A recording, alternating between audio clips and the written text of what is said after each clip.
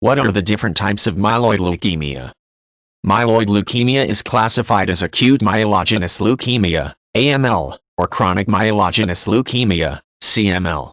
The disease is a type of cancer that usually affects the development of white blood cells, though some forms may disrupt red blood cell development. Headaches, joint pain, and an increased susceptibility to infection are symptoms of both forms of the disease. Patients may also bleed or bruise easily and suffer excessive fatigue from anemia. AML or CML may develop following chemotherapy or radiation for other cancers. It may also occur following a viral infection or exposure to benzene chemicals. Myelogenous leukemia can also be further classified according to the type of blood cell affected. CML is characterized by abnormal white blood cells at varying stages of development. It is usually seen in adults over the age of 55. Men are more likely than women to be diagnosed with CML. Undifferentiated AML, or M0, may produce mature white blood cells, but the cells never differentiate into a specific type. In myeloblastic leukemia, or M1, cells may or may not mature, but to exhibit some differentiation into the various types of granulocytic cells. The myeloblastic leukemia, referred to as M2, usually produces granulocytes in different stages of development and is sometimes classified as a genetic or chromosomal disorder.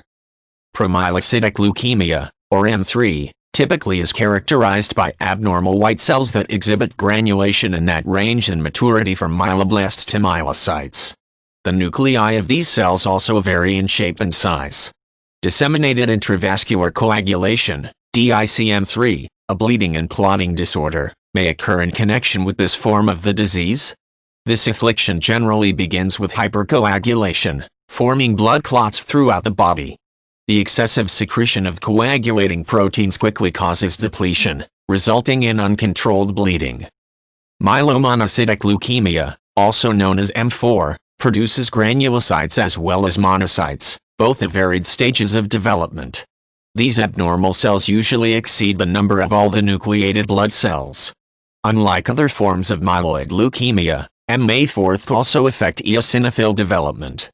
Monocytic leukemia, or M5, results in unusually large, but immature monoblasts.